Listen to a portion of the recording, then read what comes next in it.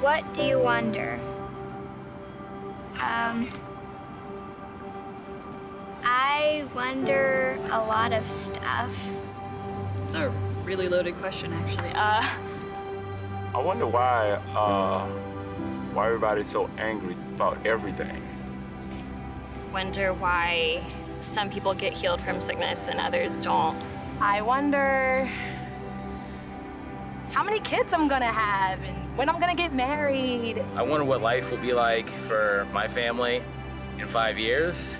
Well, basically, I'm wondering if I'll just make the right choices. I wonder if my kids are going to have a good life. Just want them to be happy. And I wonder if there's really somebody out there guiding us. I would also say that I'm a religious person, so I wonder about God and why things happen. I wonder if I'm going to have a very fulfilled life and do what I'm supposed to do.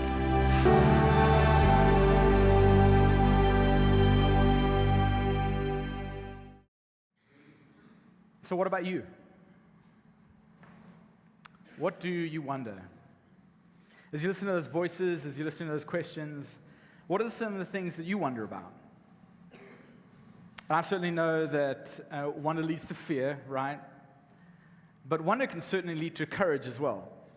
Wonder can lead to discovery of all kinds of things. In fact, some of the greatest discoveries, whether it be in education or the universe or all around the world, wonder leads to a whole bunch of amazing, amazing things.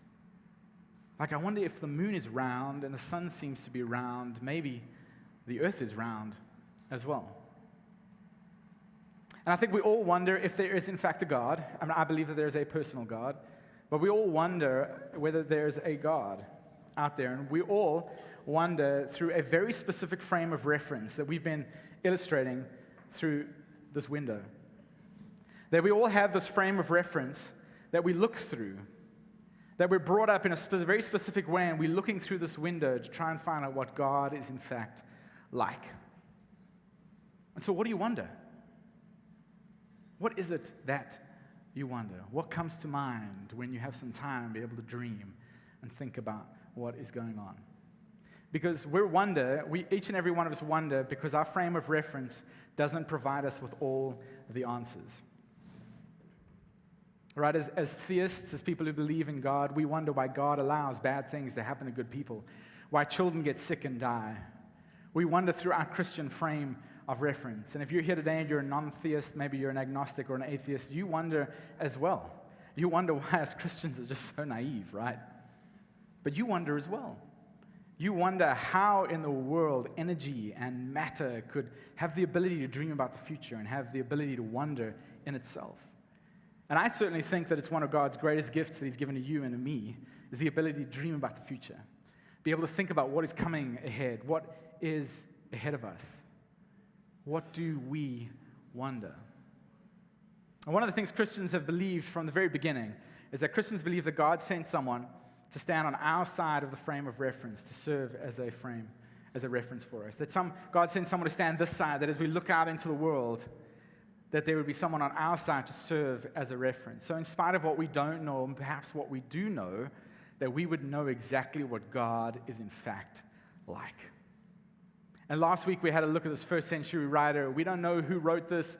It's actually a sermon that we find documented, and we're not sure if it's a man or a female. We have no idea who in fact wrote this. But this writer writes to a group of people who have completely lost focus about what their Christianity is all about, what their frame of reference, what their religious frame of reference is all about. And the writer says this, that fixing our eyes on Jesus, the pioneer and the perfecter of faith. He says, hey, you guys are losing focus. You need to come back to what the original thing was all about. That Christianity didn't start with a whole bunch of things. Christianity began with a person. That Christianity did not begin with a theology. It did not begin with a philosophy. It's not even a belief system. It began with a person. That Jesus was the founder and the originator of faith, that everything, Christianity, begins and it ends with Jesus. And so today, what I want to do is I want to talk about this a little bit more. We started it last week, and if you haven't had a chance to go watch that, we'd love for you to go check it out online at southpointchurch.co.za, because I think it's going to lead into what we're talking about today. But I want to unpack this idea a little bit further today. But I specifically want to talk about two groups of people. And I think at some point in your life, maybe if you're younger, you haven't experienced this yet, and maybe if you're older, you might have experienced this at some point. That there are two groups of people here today, and I think that many of us, you might say to Morgan, you know, I grew up a certain way, I grew up in a certain church, I grew up with a certain religious worldview, and then I ran into life. And life didn't, necessarily line up with what I'd known to be as Christianity. Or something tragic happened in your life, and you were like, this, you just cannot reconcile what is going on with Christianity. And your Christian frame of reference, even though you might have grown up with that, you kind of felt like you just had to leave. You just had to get out. You had to go. And there's another group of you that probably are thinking, well, maybe I should go. That maybe I need to go. That maybe I just had to leave. Or that I'm thinking about leaving.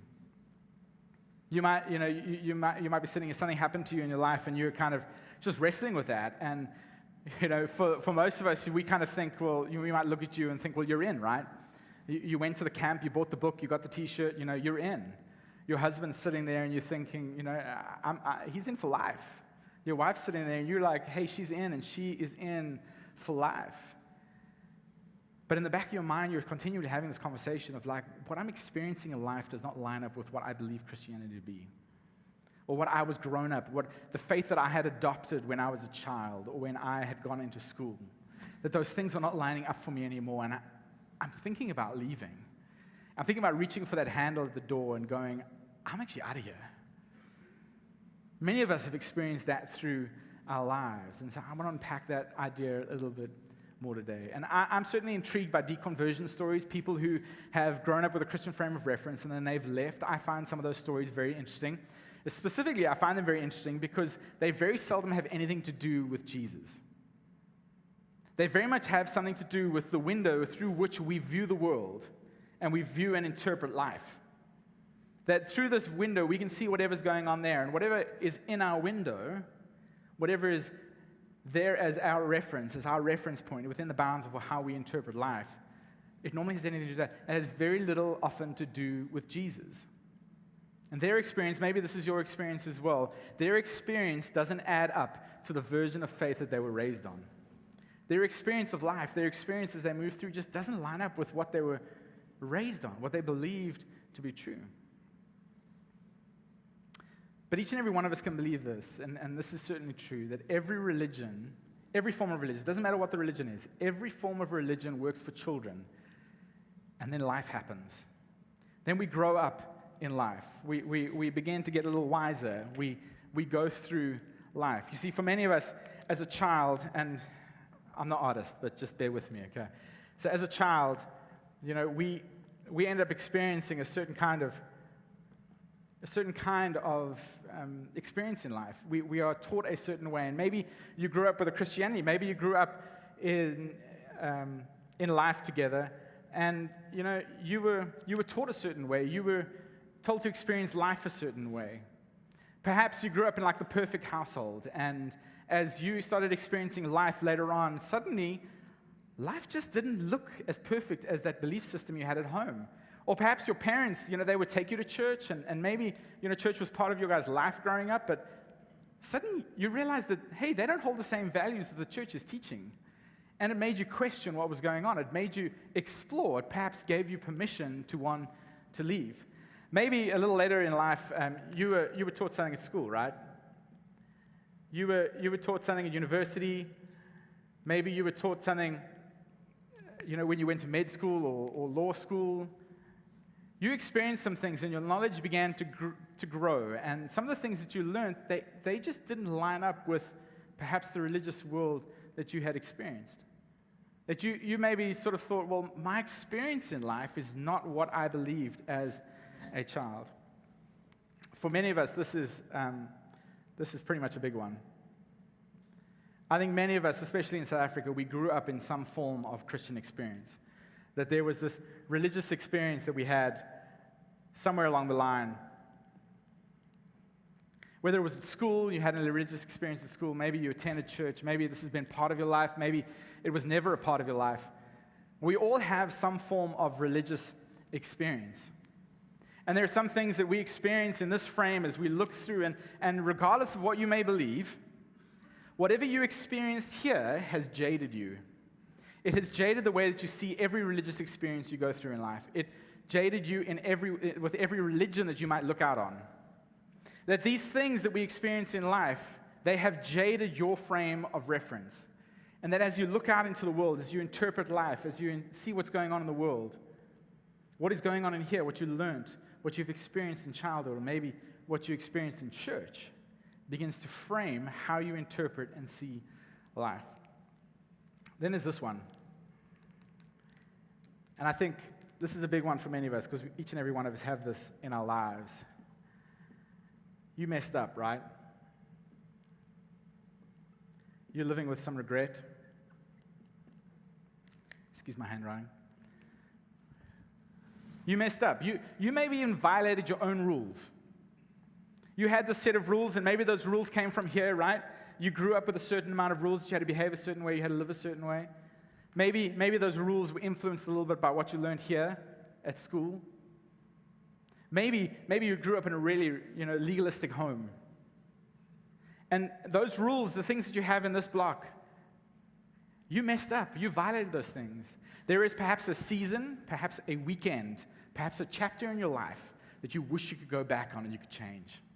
You hope that no one finds out about that weekend or whatever season of life that you went through. That there were a whole bunch of things that you just live with, that we live with regret. And we all have a pain in our window just like this, just as I do, just as you do. Then something terrible happened. You got the worst news ever.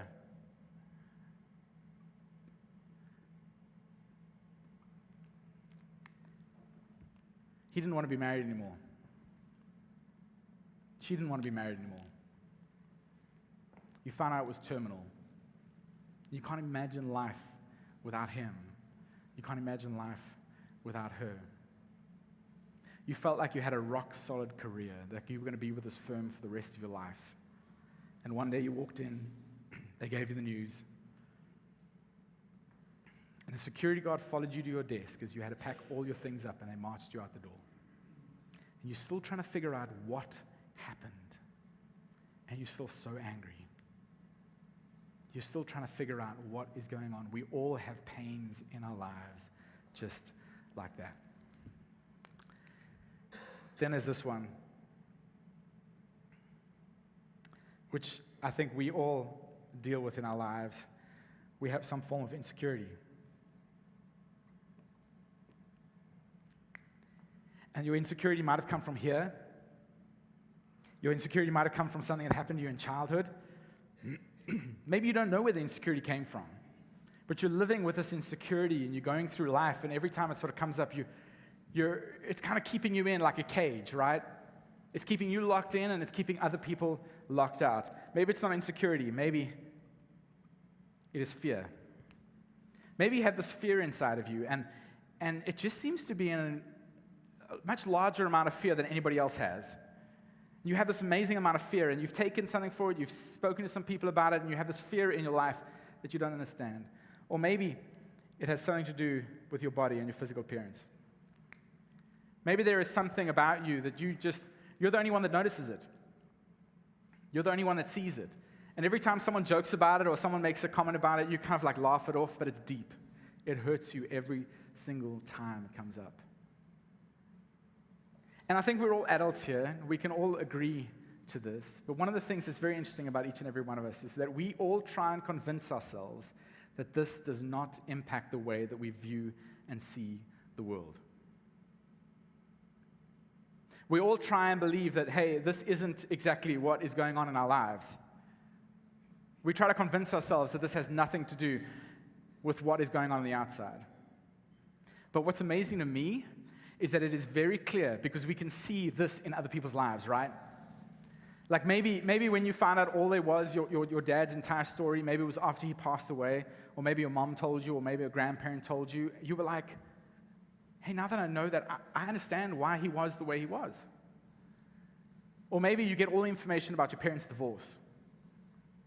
And suddenly you're like, man, I understand. It's so easy for us to see how this has affected other people. And what's amazing for us is that we believe that Jesus showed up on this side of the frame to be a frame of reference. And what's amazing to me is that when Jesus showed up, especially in the first century, that the first century frame of reference was so distorted. The first century frame of reference had a whole bunch of things in it, in fact. If you were sick, they believed that God was in fact punishing you. They believed that God loved wealthy people. That's why they were wealthy. In fact, if you were poor, if you were ill, if you had a disease, if your children were sick, then they believed that God was in fact, he had cursed you, that he was angry at you. And you would have to go and seek how much to sacrifice, how much to get God's favor in your life. They believed that God's favorite people were in fact the Jews. But Rome had its heel on Israel. And the Jews were trying to figure out, we're supposed to be these great people, these people that God loved, but why is he punishing us so much? They were trying to figure out how they could get back in God's favor. The theologians around that time, the religious leaders, they couldn't even agree on how or what was going to happen after this life. They couldn't believe what was going to be after this life, if there was anything. They were left to wonder what was going to happen next. That's how the first century frame of reference was. They had all these things that they believed. And yet, God did for them what he ultimately did for each and every one of us. God sent someone to stand on their side of the frame to serve as a reference point. And that's ultimately what Christmas is all about. But towards the end of Jesus' life, Jesus decides, hey, we're going to go down to Jerusalem and we're going to go celebrate Passover. You know, that's where all the cool kids go, so we're going to go do that. I don't think he said that. But the Apostle John documents the story for us. He writes all these things down, and the guys are standing there and going, I don't want to go to Jerusalem with you, Jesus, because every time we go, you say something and we get in trouble. That you cause this, this unwrestledness that's going on inside of the world, and we all get in trouble, and we don't want to go there again. And little did they know that this was going to be the last Passover that they were going to share with Jesus. And John writes all this stuff down for us, and he accounts as Jesus basically says to the guys, hey guys, I'm leaving. I'm getting up and going. And the 12 sitting there in the room thought, hey, he's going to keep us here in Jerusalem, where, remember, we didn't want to come to. He's going to keep us here, and he's going to leave by himself. And so Simon Peter, kind of like, the spokesperson for the group, he says this. He says, Lord, where are you going? Jesus replied, where I am going, you cannot follow now, but you will follow later. I mean, you can imagine what Peter thought in that moment. He's like, that's not what I asked. But that is what I meant. How does he do that? Peter asked again, Lord, why can't I follow you now? I will lay down my life for you. And Peter's sitting there, he's probably thinking this. He's like, Jesus, if you leave, there's no crowd to protect us, because that's what happened when they moved around. This crowd was there. The religious leaders couldn't attack Jesus because there was this crowd. And in fact, Jesus, if you leave, there's no crowd. And that means that we're at risk, that these people are going to come after us. And so if I am going to lay down my life at any point in time, I would like to do it with you and for you right next to you. I would like to be able to lay down my life right there for you. And do you know what Peter was doing? Peter was doing exactly what you do and exactly what I do. Peter was looking through his frame of reference, through what he had grown up believing as a child, what he had grown up believing about the Messiah as he went to school. He was looking at all of his fears and his insecurities and the disappointments he'd had in his life, and he's saying, Jesus, I'm going to do everything. I'm going to lay down my life. Choose me. And Jesus answered this. He said, will you really lay down your life for me? Which Peter's like, yes, of course I'm going to. Of course I'm going to. And some of you may know the story from growing up in church, but I think Jesus smiles and puts his hand on his shoulder and says, no, very truly I tell you, before the rooster cries, before the sun even comes up, you will disown me 3 times. And Peter's stunned. Peter has no idea what's going on. He can't believe that this is going to happen. And what's amazing is Jesus is giving him a foreshadow. He's telling him what's going to happen, and Peter's like, hey, I'm going to be able to try and stop this. No, Peter. Even though I'm telling you this, you're still going to do it 3 times, and the moment that rooster crows, you are going to realize that I told you and I warned you about this, but there's nothing you can do to stop this. That's pretty amazing. A couple of verses later, there's this 12 group of guys, they're getting a little scared about Jesus leaving, and Jesus says this, the master teacher, he says, do not let your hearts be troubled. Do not let your hearts be troubled. And we don't have time today to be able to delve into what he says next and how offensive it in fact was to a Jewish audience. But Jesus then says this, you believe in God, believe also in me. You believe in God, don't you? You believe that God is out there somewhere. That's what you've been taught, right? And then he's looking down on you. You believe that, right? Well, believe also in me. To which the guys would have gone, hey, I'm going to get up and leave right now. That's really offensive to me. Because telling us about God is one thing, but claiming equality to God, wow, that's a whole nother level. That's in fact blasphemous according to Jewish religion. Jesus carries on and says, my Father's house has many rooms, which for a Jewish man, he would have known that was God's house, which he would have interpreted that as the temple.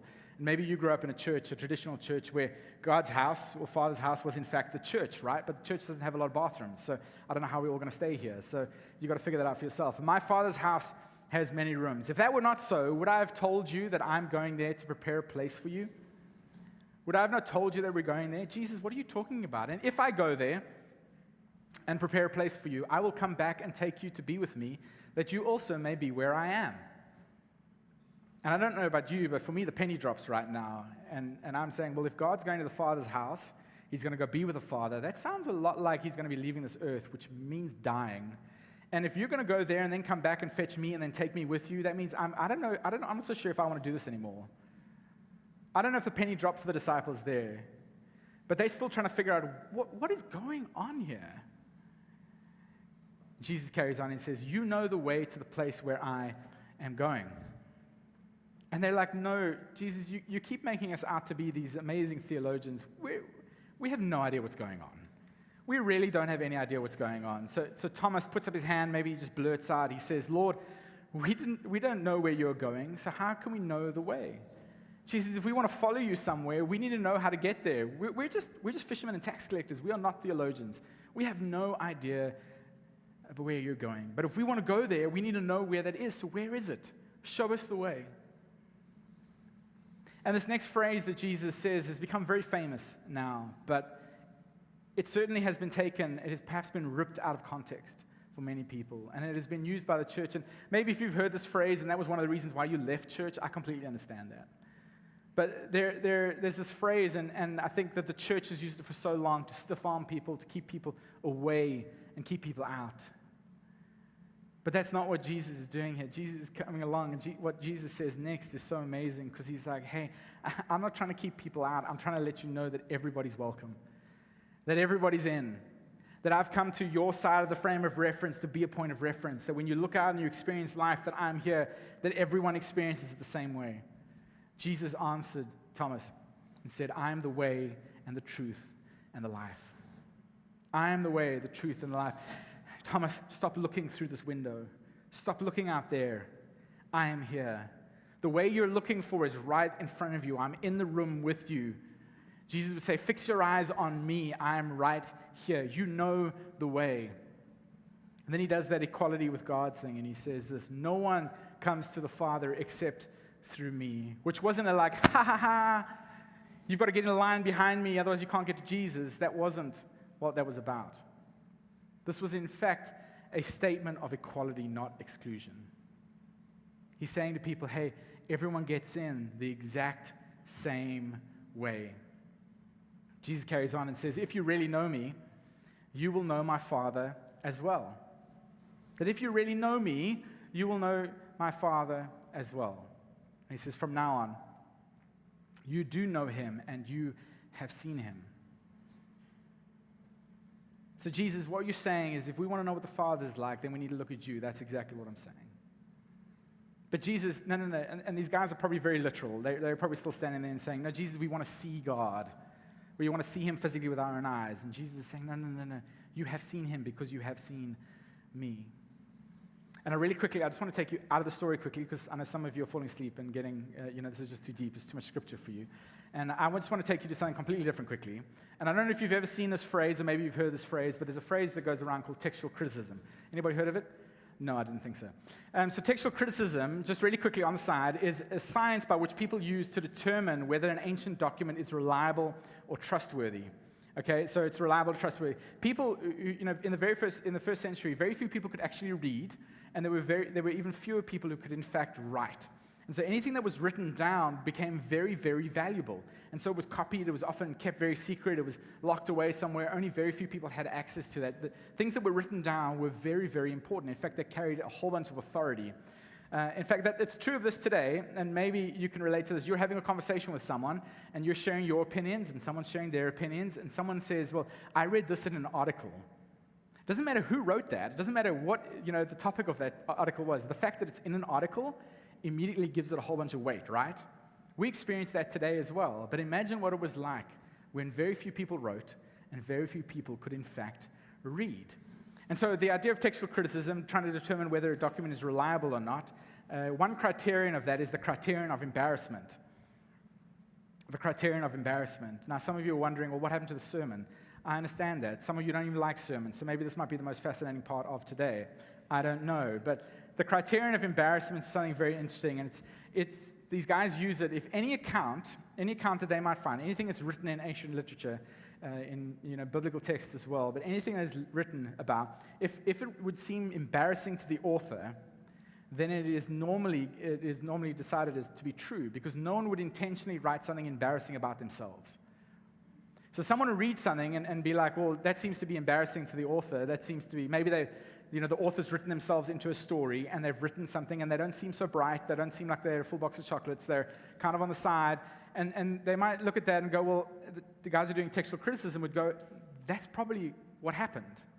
That's probably why that actually happened in those moments. And why you think that is, in fact, why that's important is because of this. That what is going on here actually took place. That textual criticism and the criterion of embarrassment is one of the reasons why we can take the New Testament documents very seriously. If you look at the story, I mean, you just have to look at this, have a look at the story, that the way that these guys are portrayed, these 12, they're portrayed in a very interesting way. And if you remember, it's not like, these documents circulated for years and years and years. And it wasn't like 2 or 3 generations later, someone sat down and wrote. Because the 12 men that were sitting in the room with Jesus this night, the 12 men that are participating in this conversation, they end up being what? They end up being the fathers of the faith. They end up becoming saints.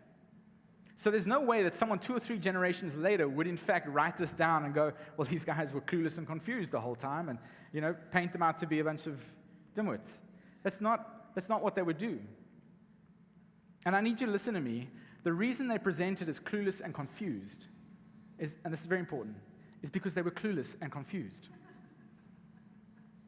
Chances are that this conversation happened exactly like this. And the reason that's important for you, and the reason that's important for me, is because maybe someone never told you that. Someone, whatever you believed in school, whatever you grew up believing in school, maybe someone discounted something that happened along the way. But there's a whole science behind this that would say that these documents are, in fact, true.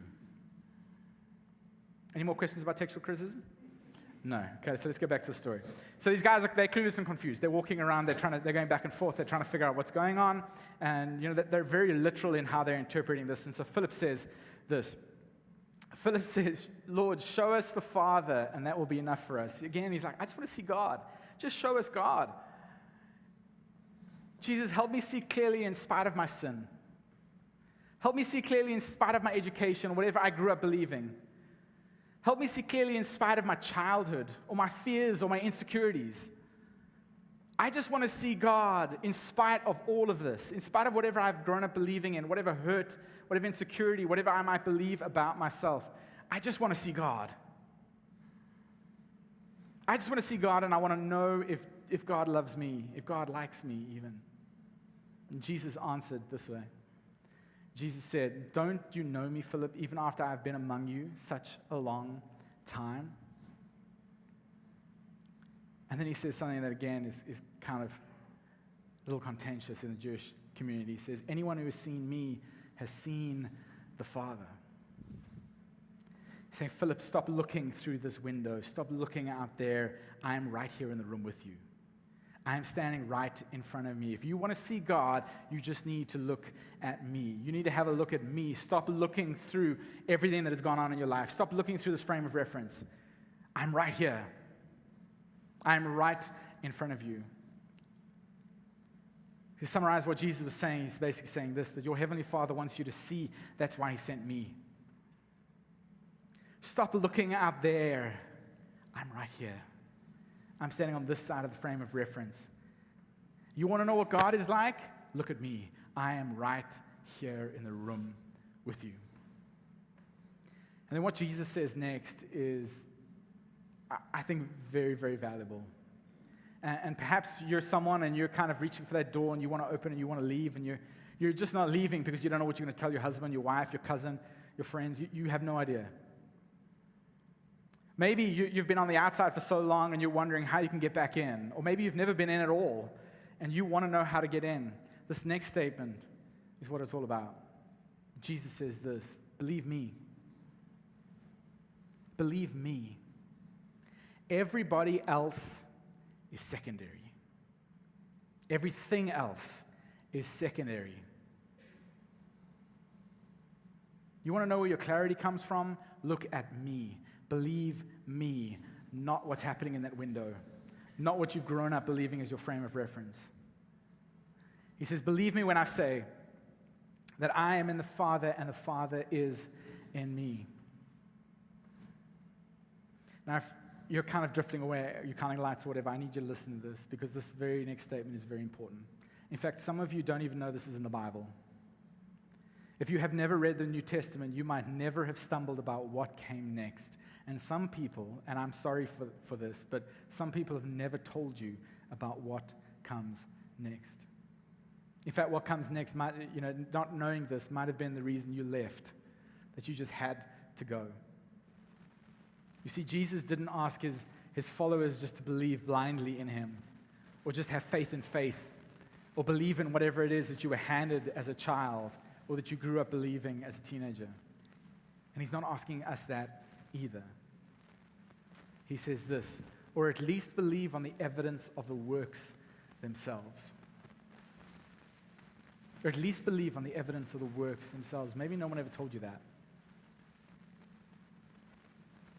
Because as I sit here and I think about these men, I have to wonder, They all grew up a certain way. They all had a religious background. They all had grown up going to school. They all had a whole bunch of things in their life that were in their frame of reference. But why is it? Why is it that after they watched Jesus die, what was possibly an unimaginable death for many of us? Why is it that they were able to walk out into those streets, the very same streets that Jesus had walked in, and proclaim Jesus as the Messiah? Why is it that they were able to walk out there into those very same streets that Jesus had gone through? Was it because of what he taught? No. Was it because of what he said? No. Was it because of that pep talk that he gave them in the upper room? Certainly not. It was based on the resurrection. They were able to fix their eyes on Jesus based on the evidence of the works themselves. They were able to fix their eyes on Jesus, and they never took their eyes off of Jesus. And they changed the world. They changed what was going on in this life. So I want to tell you why this is important, then we're going to wrap up. Do you know that there is no historical theologian, there's no historical person who's looked into the life of Jesus? There's no one who denies that, in fact, Jesus was a historical figure. No one denies that. And no one denies, in fact, that there were a group of people who, in fact, launched the church very shortly, weeks, months after Jesus had come onto this earth. There are a whole bunch of people who believe that Jesus was, in fact, a real person, and that the church began out of a real need.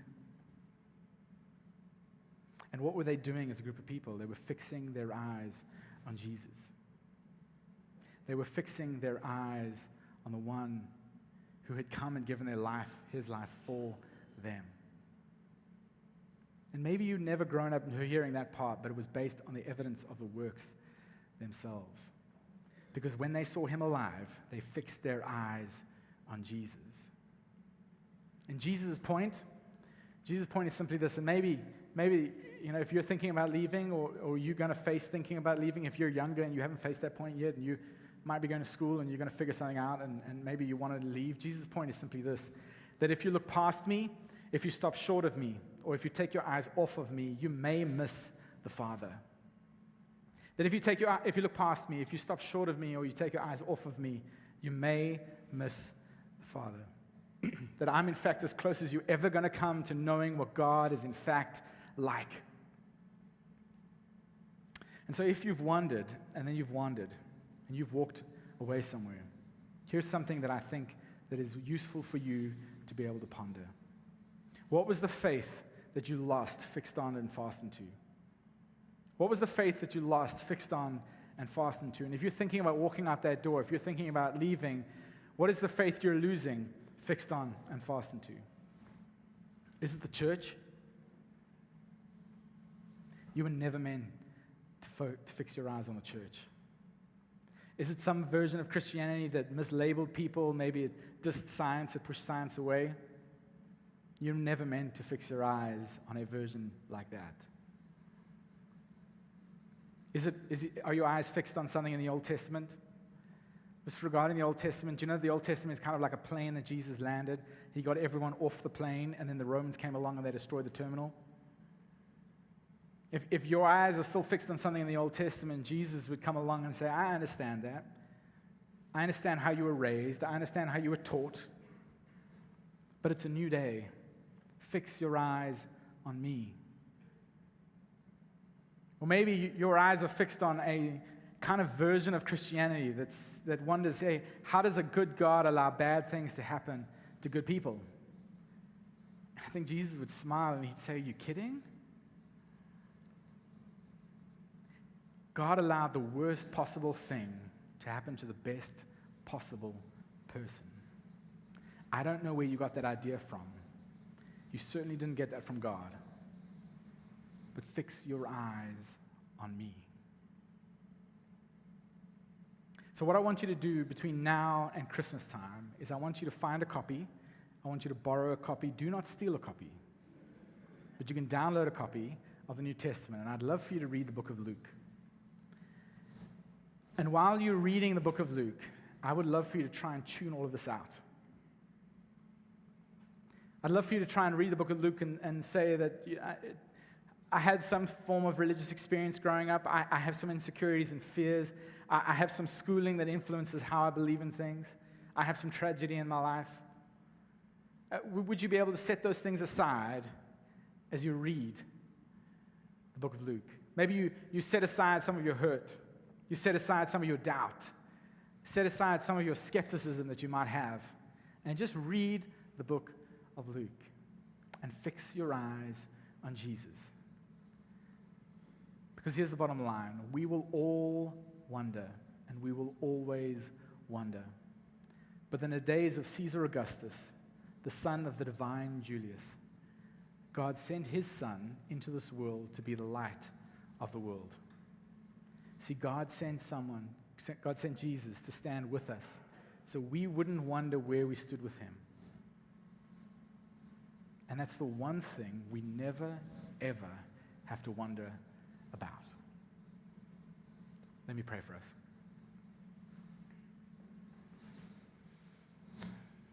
Father God, thank you that a group of men decided years ago to write this down, and more people just copied these letters and they distributed them, and somewhere around the 4th century they gathered all these documents together, and we have this group of writings called Biblia, the Bible.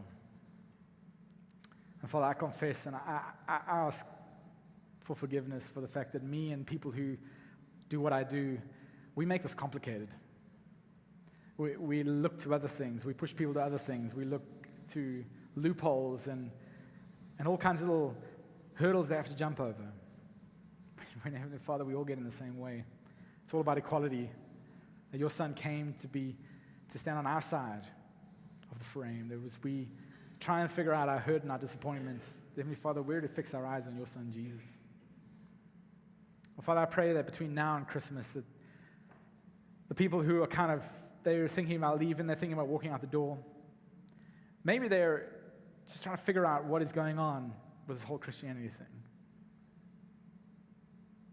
Father, I pray that they might be able to set aside some of their hurt, their doubt, their skepticism, the things they grew up believing, or perhaps the religious experience that they had growing up. Father, that they would read the book of Luke maybe and fix their eyes on your son. Father God, as we move to the celebration of your son's birth, we're so grateful that what you did for each and every one of us, that you send someone to stand on our side of the frame, that we might know where we stood with you, and we would never have to wonder about that ever again. Thank you for your love for us. Thank you for your son. And it's in his name we pray. Amen.